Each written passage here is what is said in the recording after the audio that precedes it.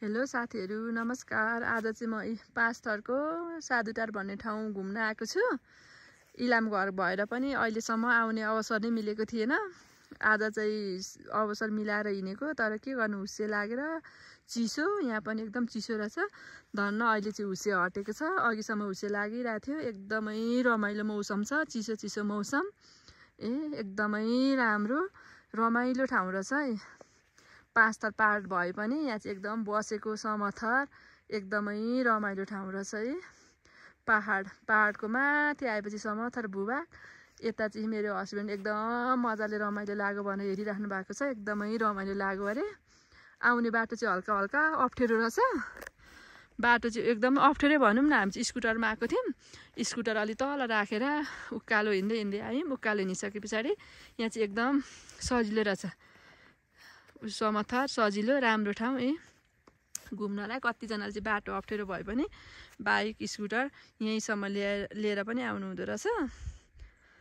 तर हामी चाहिँ तलै बाटो अप्ठ्यारो भएर दुईजना थियौँ नि त, अनि अप्ठ्यारो भएर तलै स्कुटर राखेर आएको छौँ।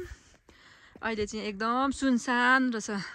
हिजो अस्तिसम्म इलाम बाढी पहिरो झरी त्यही थियो। झरीको कारणले गर्दा बाटोहरू कति अवरुद्ध, बाटोहरू बन्द छ।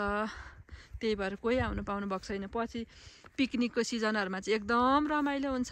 इलाम बजारबाट पिकनिक जाने साधुटार भन्दै कतिजना आउनुहुन्थ्यो, तर मेरो चाहिँ समय नै मिलेको थिएन। सानो नानीहरू, हस्बेन्ड बाहिर भएकोले गर्दा आउनै पाएको थिएन। आज चाहिँ हस्बेन्ड पनि आउनुभएको, अवसर पारेर घुम्न आएको। एकदम रमाइलो लागिरहेछ। पिकनिक खानको लागि पनि एकदम रमाइलो ठाउँ रहेछ। बसेको ठाउँ एकदम रमाइलो। साथीहरूसँग आउँदा त झन् धेरै रमाइलो हुने रहेछ। हामी चाहिँ दुईजना आएको छौँ, उहाँ चाहिँ परबाट हेरिराख्नु भएको छ ठाउँहरू। एकदम सँगले राम्रोसँगले हेरिराख्नु भएको छ। म पनि इलामको भएर पनि पाँचथर भन्ने ठाउँ चाहिँ खासै आएको थिइनँ।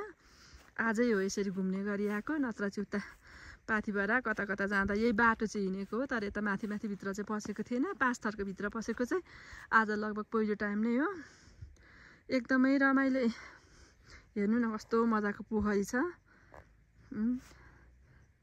पोखरी यो पर ढुङ्गा छ। यो ढुङ्गामा चाहिँ फोटो खिच्ने ठाउँ रहेछ। सबैजनाले ढुङ्गामा बसेको फोटो हाल्नुहुन्थ्यो। साधुटारमा गएर भन्नुहुन्थ्यो। सबैजनाले आएर यो ढुङ्गामा चाहिँ फोटो खिच्नु हुँदो रहेछ। एकदमै रमाइलो। हेर्नु न, मौसमले गर्दा आज भिडियो हल्का अँध्यारो आइरहेछ, तर पनि ठिक छ। एकदम रमाइलो छ। ल, हजुरहरूलाई पनि कस्तो लाग्यो एकचोटि घुम्न आउनु सक्नुहुन्छ। र मेरो भिडियो हेर्नु भएको छैन भने सबैजनाले सब्सक्राइब, लाइक, कमेन्ट गरिदिन नभुल्नु होला। म यस्तै गाउँघरको रमाइलो भिडियोहरू लिएर आउनेछु। अघिसम्म हामी दुईजना मात्र थियौँ, अहिले यहाँ माथि बाइकमा दुईजना भाइहरू आउनु भएको छ। मौसम खुलेको कारणले गर्दा होला, अघिसम्म चाहिँ पुरा हुस्से लागेको थियो, मान्छे आउने खालको अवस्थै थिएन। चिसो पनि एकदम चिसो। अहिले चाहिँ रमाइलो भइरहेछ। एकदम रमाइलो हेरिराख्नु भएको छ।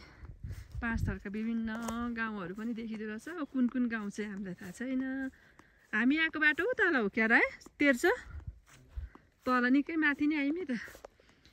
त्यहाँ तल त घाम लागिरहेछ त। तल सायदै यता माथि चाहिँ एकदम चिसो छ। फेरि तल हेर्दा धानबारी, धान खेतहरू छ। घाम लागिरहेछ, एक ठाउँमा घाम लागिरहेछ। एकदम रमाइलो ठाउँहरू रहेछ। यतातिर चाहिँ त्यता चाहिँ औल पर्दो रहेछ, यता चाहिँ लेक पर्दो रहेछ। यहाँ चाहिँ मुलाहरू, आलुहरू रोपिराख्नु भएको रहेछ। चिसो भएर होला। आलुबारी, यहाँको मुलाबारी, आलुबारी रहेछ। धेरै खेतीहरू गर्नुभएको रहेछ। गाउँ भएर पनि एकदमै रमाइलो।